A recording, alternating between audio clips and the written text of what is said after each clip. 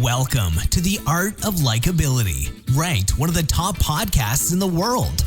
In this podcast, you'll discover how to leverage likability to build stronger relationships, lead more efficiently, close more sales, and keep customers happy while increasing success in your professional and personal life. Let's jump in with your host, Arel Moody. What's going on, Likeability family? Arel Moody here, host of The Art of Likeability, where we teach you the skills you need to succeed in all areas of your life by leveraging likability to build deeper relationships and have more happiness and have more success. And if you don't want more success and happiness, let me tell you something, you're about to listen to the wrong podcast. But if you do, I've got a super exciting podcast for you today. We've got someone really cool on the show today. And before I tell you about our amazing guest and what he's going to share with you, I just want to remind you, we have our new Facebook group on Facebook for our listeners. So go to Facebook, type in Art of Likeability into your search bar there. The group will pop up, request to be a member, and you can connect with other amazing listeners from all over the globe. Get your questions answered from me directly,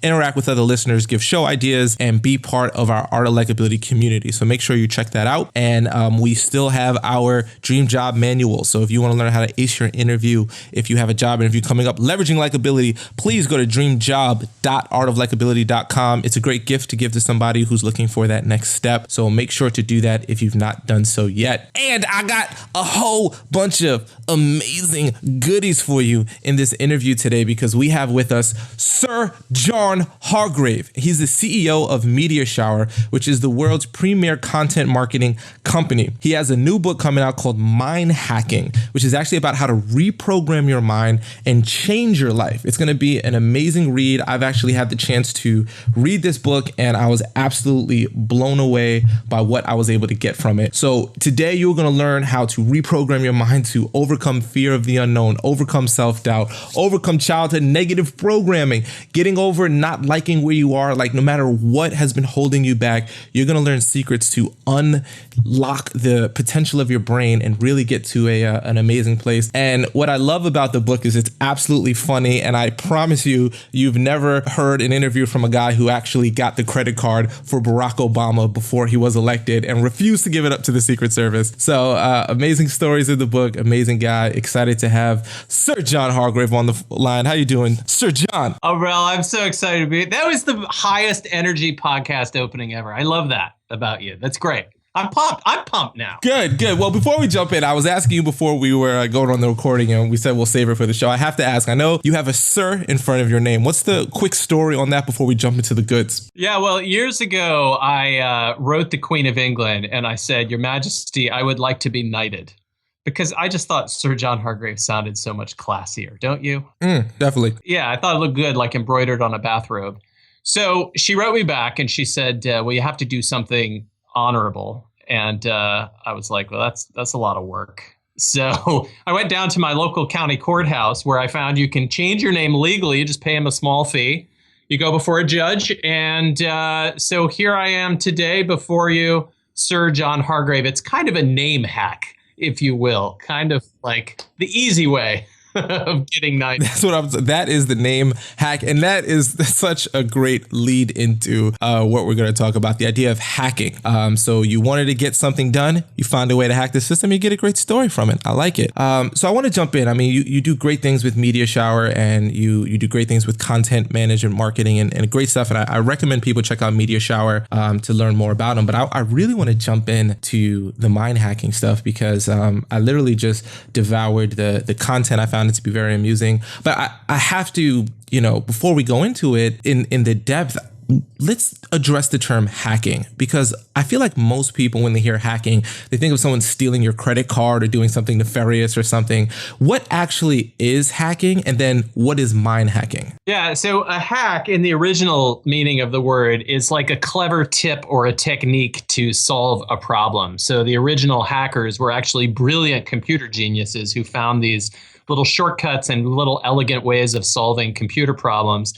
The idea behind mind hacking is that your brain can be reprogrammed, that you can actually take the thoughts in your brain of negativity or self-doubt, those things you mentioned before, and you can hack them. You can learn how to reprogram them to not only turn your thinking around, but actually propel your whole life into exciting new directions. So when someone thinks of hacking, it's important that they remove any negative, like, oh, I'm gonna do something bad. It's really about the simple tricks, like you did with your name, if you will, of how to get that title without necessarily going through these insanely, like, if you can get a goal in less time, why not get it, right? Yeah, exactly. It's like, again, just think of it as mental reprogramming or reprogramming your brain. And, you see your mind almost like a computer, and you see like a programmer, I could go in and I can kind of debug the problem code in there, and I can fix it. I can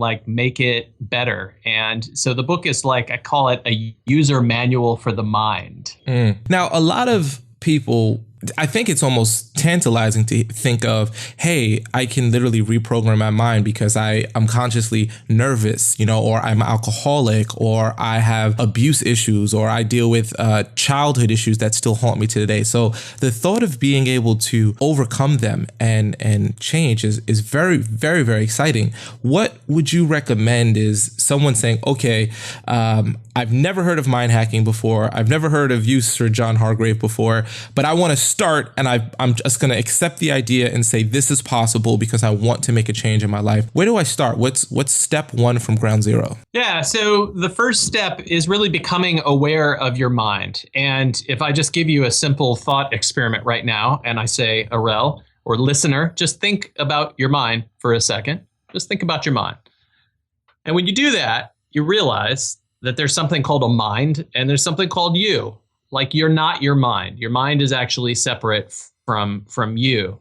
And so intellectually, we can all understand that. But the trick is to remember that throughout the day, because we tend to believe everything our minds tell us. So throughout the day, if our minds have these habitual thoughts of you're not good enough, or you're no good with people, or you're not likable, or, any of those sort of self-limiting thoughts, we tend to believe them. We give our minds a lot more credit than perhaps they deserve. So the one of my favorite phrases is, you don't have to believe everything you think. You don't have to believe everything you think. And with mind hacking, if you can learn to become aware of your mind on an ongoing basis, and again, we have tips and techniques and hacks in the book of specifically how to do that, then you can start to detach yourself from it and get that freedom to start reprogramming those thought loops. And, you give a great example of a movie, an analogy of how a movie is like how our mind works, and the idea of a super user and user breakdown. Because when I read the idea of the movie, I said, you know what, that's so just spot on. How is our mind like a movie, and how do we kind of jump from being a user to a super user? Yeah, when I go to the movie, at the beginning, I'm kind of a movie geek. And so I'm always analyzing the movie, and I'm thinking about the actors and the music and all that. And then if it's a good movie, you get lost in it.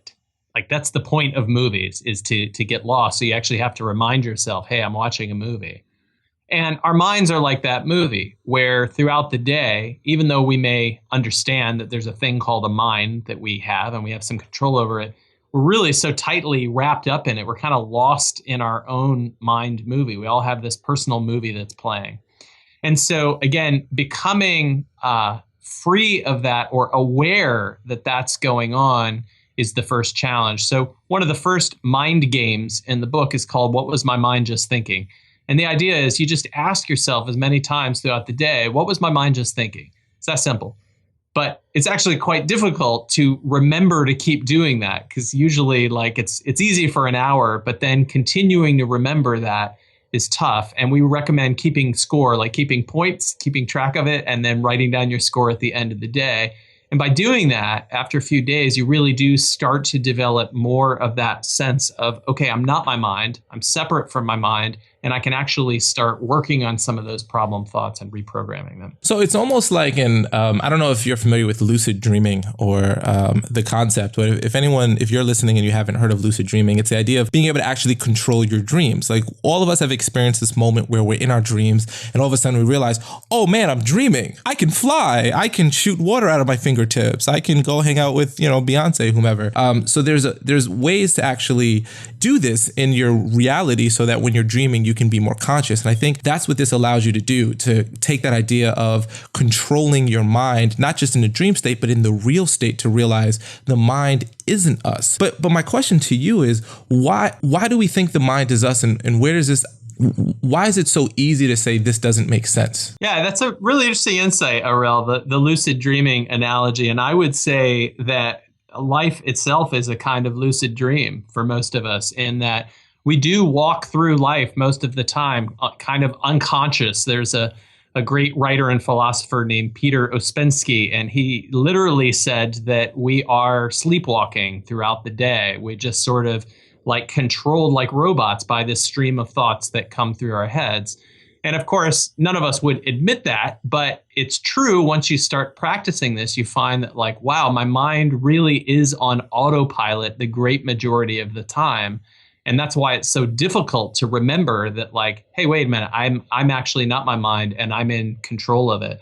So I think that by practicing that awareness on an everyday basis, along with some of the other techniques in the book that we have, you can start again to get yourself free of that and start to see, recognize, notice when you're telling yourself things that just aren't helpful. And keep in mind, for all the listeners, later in the show, we're actually going to let you get a free copy of the Mind Hacking book. So make sure you keep paying attention, because in a little bit, we're going to talk about that, but how you can get a free copy of his book as well, to understand a lot of these practices and exercises that he's referring to. So I'm excited about that, and we'll talk about that in a little bit. But there's a point that I think is powerful about the movie analogy that I wanted to address. Let's say let's take a great example, Game of Thrones. Everyone's typically, if you like Game of Thrones, you're a huge super fan of it. And Game of Thrones is unique that no character is safe. If you've never watched Game of Thrones, just know you could love your character and then they're dead like 5 minutes later. But it doesn't change the fact that like when Jon Snow gets stabbed, my heart breaks a little bit, because I was like, that was my boy.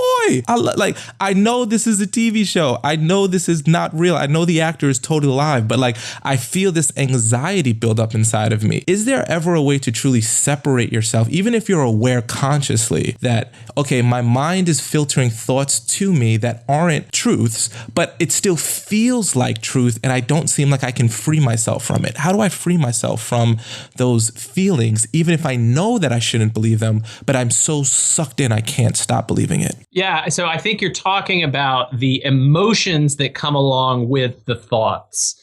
And it's a really powerful insight, because generally emotions do precede thoughts. So we have in the book this acronym METAL, which stands for My Emotion, Thought, Action, Loop. So in other words, usually it's an emotion that causes a thought that then causes an action. You do something, and then ultimately that's what your life is all about, is the actions that you perform. So you can also kind of step backwards and look at, okay, what are the actions I'm doing that are kind of self-destructive or problematic, or that other people tell me are self-destructive? And then you can tie that, sort of reverse engineer. Well, what was the thought that led me to do that action? And then what was the emotion that led to that thought? And that's part of this process. That's the debugging process, which is step 2. After we become aware of our minds, we then debug the code. And this idea of the METAL, the My Emotion, Thought, Action Loop, is really helpful for figuring out where these problems are coming from in life. So for example, I don't get any promotions at work. And the reason I don't get any promotions is because I'm always late with my assignments. So that's the action. Well, the problem is I'm a perfectionist, and that's kind of the thought that's always going through my head that makes me late with my assignments. And then, the emotion that comes with that is probably like a fear of failure or something like that. So by tracing it back, we can get it all the way back down to the root of that emotion and that thought. And then we can start to reprogram that with something like, I give things my best effort. That could be the positive thought. I give things my best effort and then move on. And that's how we can start to reprogram that negative loop. Now, is it more of just saying, okay, I notice it, let me change it? Because I think a lot of folks will get into the game of, I'm saying it, but I don't believe it, right? I know the real reason I'm not getting it is because I'm dumb, but I'm going to reprogram myself to say, no, I'm actually, valuable, but I don't believe it. Is there a way to get over faster that hump of, I don't believe the reprogramming that I'm trying to give myself? Yeah, there's a number of techniques in the book. It's a good question, because it's like, really, if those ideas or beliefs are so deeply ingrained, that just repeating it to ourselves, we don't really feel it. What do we do? One of the simplest ones is smiling while you do it. So there's a lot of research in the book. We try to always tie it into proven research studies that these techniques actually work. And one of the research studies showed that when people smiled as they were thinking these thoughts or working on goals, that they actually felt more positive and happy and like these things were possible for themselves. So doing it on a regular basis, so finding time to repeat these things to yourself. I do it in the shower, by the way. Sorry to just give you the mental image of me in the shower. It's a great visual, visual. But in the shower is a great time because it's otherwise kind of mental downtime to repeat these positive programming loops to yourself. And then if you can do it while smiling, it really does make you feel better, and science shows it helps it stick. Yeah, there's a great belief that has been taught to me about the mind and the body having this kind of closed circuit relationship, that you can do things in your mind and it affects your body, or you can do things in your body and it affects your mind, and either one has an effective starting point. So doing both at the same time is a great way to kind of kickstart your belief. And one of the things I feel like I'm really hearing from you is the idea of your attention. You have attention to your thoughts, attention to how deeply you believe something, attention to how much you fight an idea inside of your brain to accept it. And you talk about in your book attention economy. And it was a very game-changing idea and how the attention economy affects us. Tell me a little bit more about the attention economy and how it actually plays a pivotal role in our everyday life. The basic idea is, imagine that there is a world in which attention is the most valuable resource. So not money, but attention. And when you go like down the road and you see a billboard and it grabs your attention, you're literally paying for that sort of fragmented attention at that moment. When somebody texts you while you're in the middle of working on a big assignment, and you stop, your attention changes. You pay for the privilege of that attention. So when you spend time with somebody, you're literally spending time. You're spending this attention. And the twist to that is that you're really in that world right now. Attention really is the most valuable resource that any of us have. We only have a limited supply of it. There's never any more. We can't generate more of it for ourselves.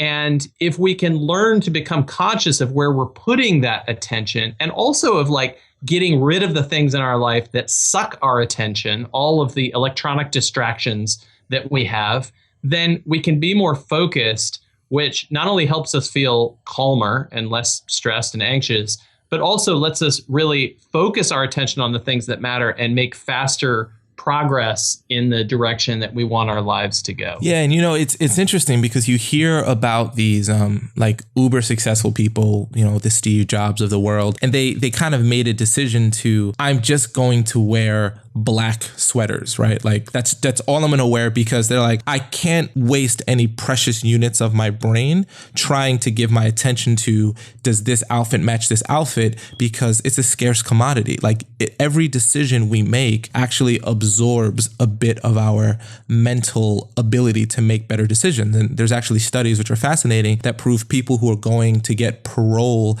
at the end of the day actually have a higher chance of not getting parole, because the judge has literally used up all of their mental decision making units earlier in the day, that it's easier just to deny it than to actually give it to the person. So God forbid anyone ever needs to get parole who's listening to the show, but if you do, get your hearing in the morning so that your attention is you've got all of the money in the bank account with it. There's a great book called Willpower. Yeah. And in that book, they talk about willpower as in a very similar way, as being something that you have a limited supply of each day. And by the end of the day, it tends to get used up. And so the more you can, if you're trying to lose weight, for example, and eat healthier, the more you can eliminate those distractions or sort of the temptations just from the house or from your environment, get them out completely, the less of that willpower you'll use up throughout the day. And I found it a very helpful concept to think of it like a battery, like a willpower battery or like an attention battery. and it's going to be fully charged in the morning and ready to go. And throughout the day, you're going to gradually use it up. And you can craft consciously an environment for yourself that limits those sort of attention or willpower sucking, energy leaks. So you can do that for yourself. And taking an hour to get rid of those distractions or those temptations is really an hour well spent, because it'll pay off dividends in the future. Now, it seems like the ability to get these dividends, the ability to do this is based around a word that you used earlier, focus. That we're giving our attention to, okay, what am I thinking? It's the most valuable commodity, but I literally have to focus on that. And at least for me, I've never been, like a doctor has never said I have ADD, but it's so hard for me to focus, and I find my mind constantly jumping. And you talk about this squirrel in your book. Tell me about how we can deal with focus, and what are some actual examples of how to improve our focus? Yeah. Well, you're not alone. So everybody's mind is distractible. I think that's the nature of the mind. And we're at an interesting point in our evolution of humanity, in that we have all of these technology toys around us, but we don't have very good rules for managing them yet. So we kind of allow things to interrupt us indiscriminately. So we have something in here called the 1 hour investment, where you go find all of these, attention sucking things like instant message alerts and Skype chat requests and text messages and all of the email lists that you're on. And you kind of make an inventory of those things, and you just shut them down, shut them off completely, so that you can spend more time focusing on the things that are important. So again, there's a lot of research that shows that every one of these things that interrupts you actually makes you less productive. And more than that, it causes this kind of psychic anxiety. They call it open task loops. David Allen, who wrote this book, Getting Things Done, he called them mental clutter. I really like that term.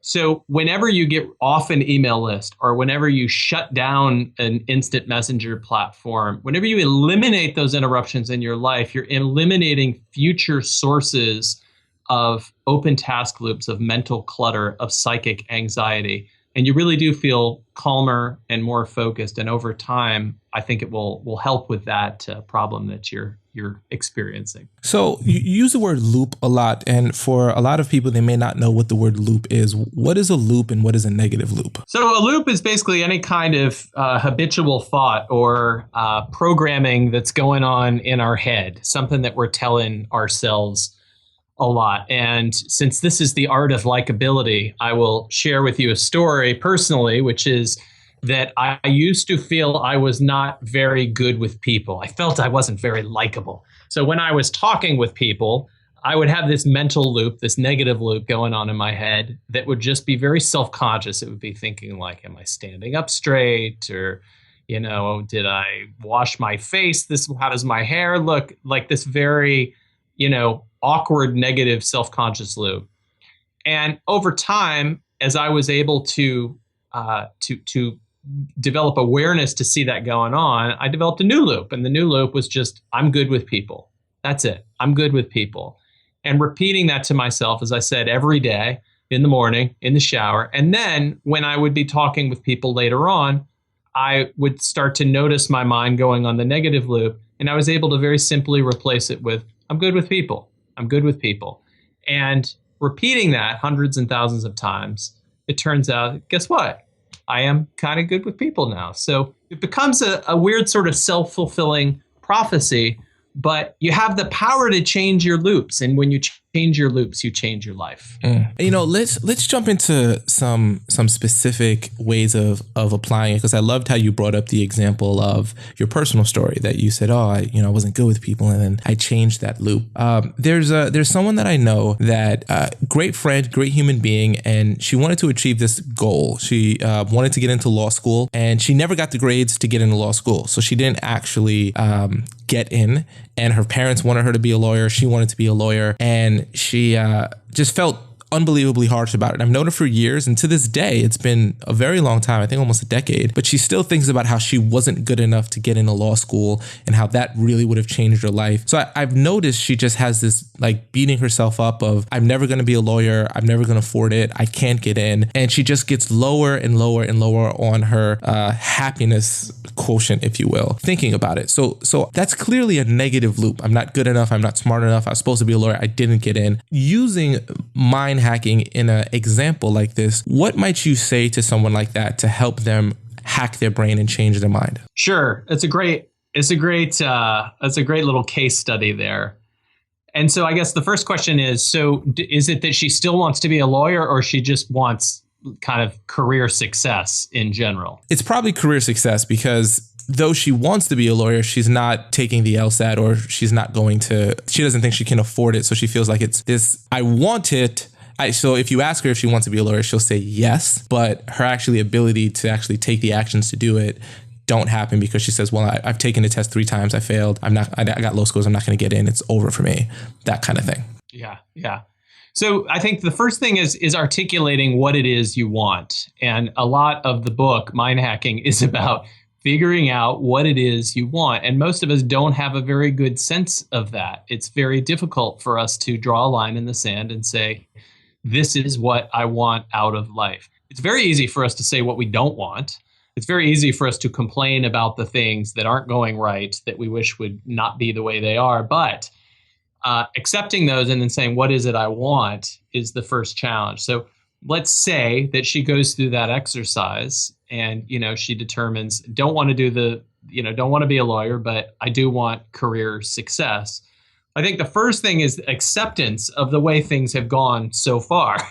Acceptance, like she didn't. I mean, that's reality. Like she took the test 3 times, she didn't make it. So accepting that and being okay with that, and then figuring out what the positive loop is going to be. So it might be, I have career success. And then when she finds herself fixating on that idea of like, I took it 3 times, I'm not good enough, I'll never succeed, then she can turn that around and start saying, you know what? I have career success. I can achieve career success, and I am, and here's how. And then she's got to obviously take the steps to do it. The last third of the book is all about action. So how do we actually put these things into practice? I don't believe that you can just sit around repeating things to yourself and have them magically happen. I think you have to put in the work to do it, but you're much more likely to succeed if you have prepared the ground mentally and you really believe that it can be done.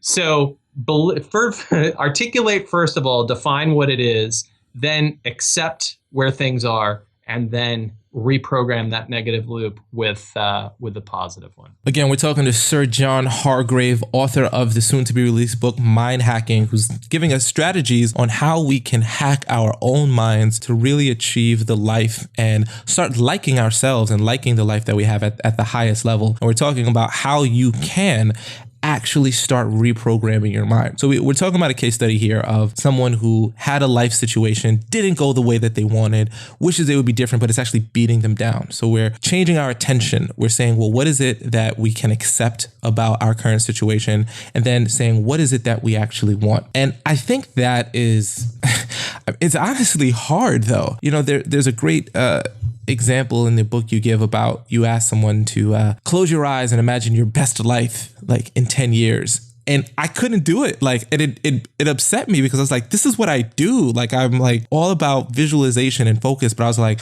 well, do I want that goal this early? Is that something that I want now? How do I get there? So it was unbelievably frustrating for me. And then I started thinking about cornflakes or, all those kind of fun things. What is it that makes it so difficult for us to actually imagine the best version of our lives? Imagination is hard mental work. It's really difficult. And we talk about the second part of the book is all about imagination and how to develop your powers of imagination. And it's difficult because literally anything is possible. So in your mind, there are no limits. But what we're trying to do is kind of place limits around stuff and say, well, what is it that I want? And when the sky's the limit, it's hard to sort of lock into something. One of the techniques we recommend is just writing things down. So when you write things down, there's a kind of power that you get over them that now they're in black and white. And it doesn't mean, again, that they're going to happen automatically. And it doesn't mean that, you're locked into that. That's why pencils have erasers. But you can always you can always just write it down and see what it is that you're thinking and see how it feels. So for your friend we were just talking about, having her write down some possible scenarios for what she could do next with her career. If she does want to go back to law school, write down some ways that could actually become a reality. Now, it's really fascinating because I read where I don't have no idea where I read it, but the idea of when you walk into an ice cream parlor and there's 3 flavors, strawberry, chocolate, vanilla, it's very easy to decide. But if there's 75 flavors, you're like, oh no, what do I do? So that almost feeling limitless in your options causes somewhat of a stagnation in choice. What would you recommend someone do if they're saying, okay, I need to eliminate thousands of options and get myself down to one next step or maybe 2 next steps to help me become a better person? How do we know what's good to eliminate, and how do we focus on the choices that we think will actually be the best for us if we don't know? It's called the paradox of choice. And the more choices you have, the more difficult those choices become. And again, that's why imagining your best future or what you want out of life is so difficult. So most people just choose to kind of go along with whatever way the winds blow them. I think that it's analogous to building a business plan. If you've ever written a business plan, it is the most difficult thing in the world because you're trying to construct this thing in your head and then on paper that doesn't exist yet and think through every possible way that you're going to market it and finance it and get customers and so forth. So writing it down, again, helps because you can sit with it then and you can sort of work through the problems and you can say, okay, let's say I'm going to devote my life to this one thing. Once you see it written down, you can sit with it for a while and you can say, how does that feel, after another week or 2? And you can also discuss it with people. But once you write it down, there's a kind of permanence. It's like you're bringing it out of your head into the real world. And that helps you get to a point where you can start to determine if this is something that you really want to focus on long term. Now, let's say we are having our attention. We have our focus. We're writing things down to help us kind of flesh out what we really want. And yet we're still getting stuck. And I hear this from a lot of people that I speak to that they say, Aurel, I've read 1,000 books and, I've attended all these seminars and I keep finding myself repeating the same mistakes. And I've done the vision boards. I've written down my goals. I've done all that stuff. What do you think is the loop that stops people like that as kind of a broad, I know it's kind of hard to say generally what's stopping people, but it's something I hear so much. I wonder if in your experience, you've seen what is a loop that needs to be addressed for someone who experiences that? Sure. It may be a matter of not loops, but actually acting. So in other words, actually doing the work that's required. So again, I don't, just as I don't believe if you say something, it's going to magically come to pass. I don't believe that just thinking positively is going to change your future unless you actually do the work that comes with that. So some of the techniques in the book for acting or bringing those things into reality, into our physical world, writing it down is the first one, repeating it. So finding some way of repeating those thought loops or those goals that you have, just writing down your goals 15 times a day is a great technique that I use.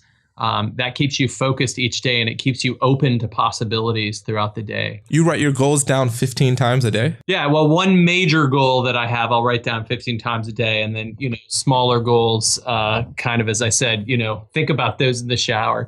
And then we also talk about collaboration a lot. So finding like-minded people who are trying to accomplish the same thing, whether that's getting healthier or speaking in public or starting a business. There's support groups, there's Weight Watchers, there's Toastmasters, there's entrepreneur startup groups, the people who are trying to do the same thing. And there's a huge amount of research that shows that the more you interact with other people who are trying to go in the same direction, trying to achieve the same things, the more likely you are to succeed. Fascinating. And we start, let's say we take the focus, we take the attention, we are starting to move towards our action. What are some, and I love the point you brought up of the action of writing down your goal 15 times a day to bring your awareness. And I think that's a big thing. It's just that awareness towards what you want.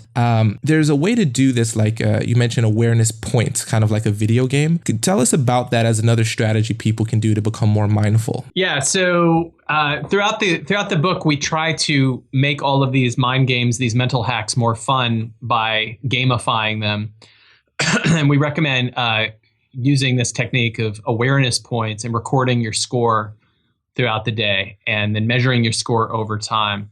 So another thing you can do in the morning, we call it concentration training, or I call it Jedi training. You might know it as mindfulness or meditation, but you basically spend 20 minutes in the morning just trying to focus your mind on the breath. So you spend a couple minutes just relaxing your body, and then you just focus your mind on your breath. And when you notice your mind thinking, when you notice yourself lost in thought, then you redirect your mind back to the breath, but you give yourself a point. So you award yourself an awareness point. And by doing that, you kind of reward yourself. You give yourself a little dopamine hit every time you become aware of your mind. And that's a really powerful technique. There's a lot of research that shows that it makes you calmer, more focused. It improves your health, your relationships. But it does that because throughout the day, then you can start to notice when your mind is getting locked into these negative thought loops, or when you're procrastinating, or whatever your other kind of problem thoughts are. You notice that because you've spent time in the morning really working with noticing your mind. And how are you keeping track of these points? Do you have like a notebook with you? Do you do it on your phone? Like practically, where are you putting these points? Yeah, so during the concentration training, you can just keep track in your head or on your fingers, but you would write them down then at the end of the day. We have a mind hacking app as well. There's a 21-day program to learn the whole mind hacking system. So you can, keep track of it there as well. But definitely writing down your score each day, either on paper or digitally, is really valuable. Okay. So let's say we are doing all these things and we're starting to notice progress. Just like computer programming, there are bugs. Bugs are not, I don't think you can get, if you build a computer program system from, and I don't build it, so I don't know fully, but there's always going to be bugs. It's not like you do this once and you're totally fine. What is a bug in our brain, and how do we debug our brains? Yeah, well, a bug is any kind of negative thought loop or negative thinking. And there's this great podcast called Simple Programmer. It's run by this guy named John Sonmez. And he came up with this, he told me this little story, which I think captures it really well. He used to get really angry whenever he gets stuck in traffic, he said. Just for some reason, like traffic would just get him really upset. So here he would be stewing about traffic, which he couldn't do anything about. And then one day he said to himself, this is crazy. Why am I getting so upset about traffic? There's nothing I can do about this. So, first of all, he had that awareness, but then he was able to develop this new mental loop of just like, I'm going to either be grateful for this. I can, work on a problem that I'm trying to figure out, or I can listen to a podcast. I can do something productive with this time.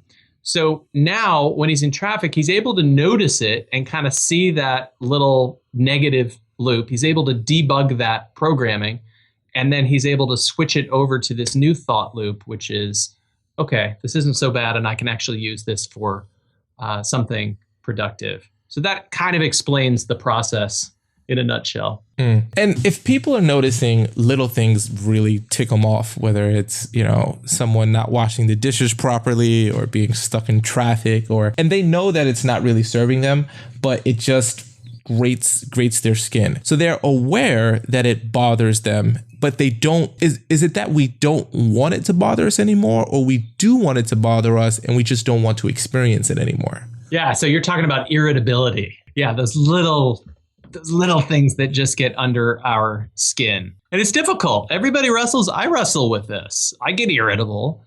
But if we can become aware of that irritability when it's happening and realize we have a choice, again, you don't have to believe everything you think. You don't have to get irritated or upset by this thing. And in fact, what you're doing is you're leaking energy. To go back to our earlier analogy, you're leaking attention or energy that you could be spending on something positive and constructive in your life because you're allowing it to sort of spill into this thing that you probably can't do anything about. Then you can start to do the work of wrestling with your mind and actually reprogramming it. So again, accept, just like your friend in law school, like accept that she didn't get in, and then figure out what that new positive loop is going to be that's going to get you out of that state of irritation. Does that make sense? Yeah, it does. It does. I think a huge theme that keeps getting kind of woven through all the things we're talking about is just going back to awareness. Awareness that we can accept things as they are, and we literally have the conscious ability to say, do we want to continue accepting this or do we not? And if we don't want to, as you said, let's use a new loop. Let's use a new positive way of thinking about it. Yeah. And I mean, so to come back to your podcast, Art of Likeability, there's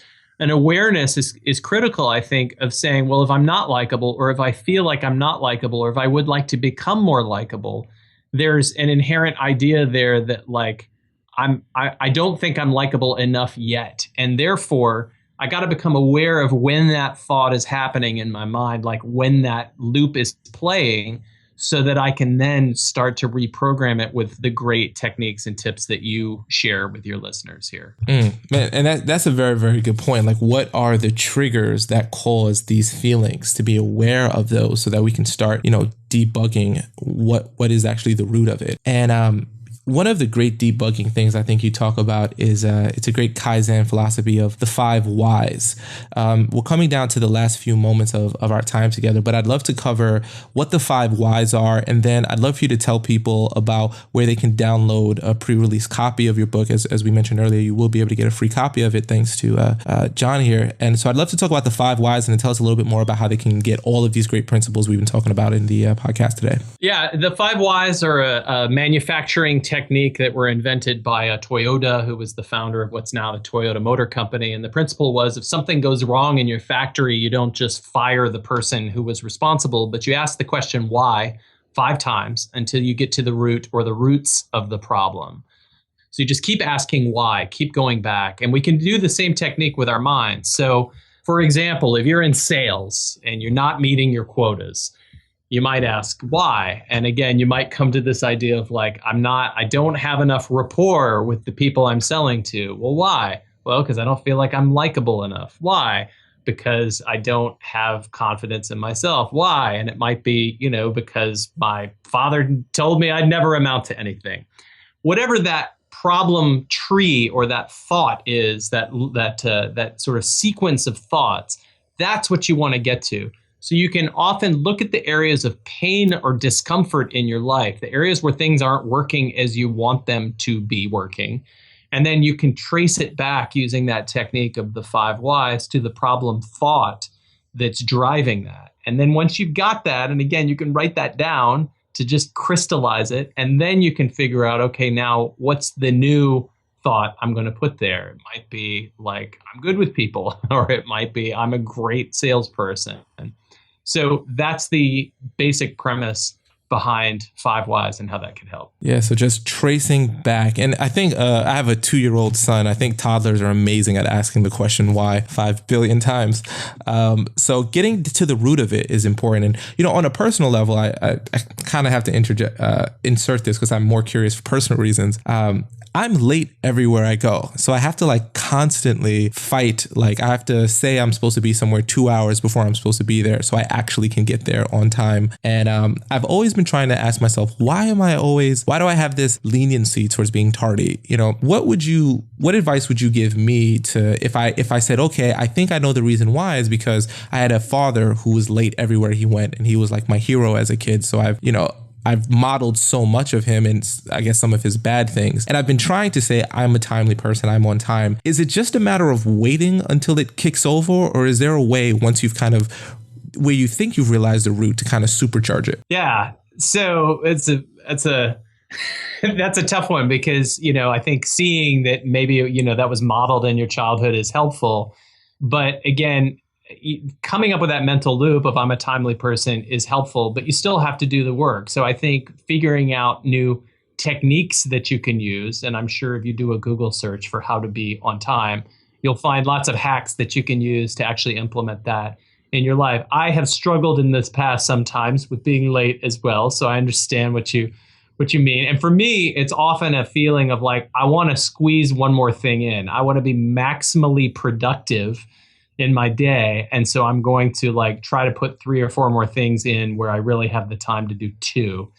And that often has caused me to be late. So simplifying and saying, I gotta, first of all, do less when I know I gotta be somewhere, and also leave earlier than I think I'm going to need to leave to plan for unexpected traffic or what have you.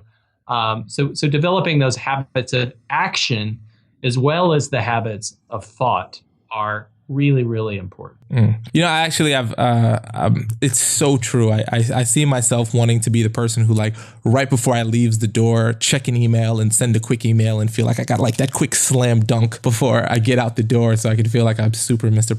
Product. And then I just am late and I hate myself. So I'm going to start taking those actions. But listen, man, we've got tons of things that we didn't even get a chance to cover in your great book. That's a very, very easy read, very funny, science-backed, and just truly is great. And it's going to be released in hardcover by Simon & Schuster in January 2016. And for all of our listeners, if you like hard copies like me, I still I love ebooks, but I just like holding books in my hand. So it's highlighting, folding the page, writing notes on the corner. I love it.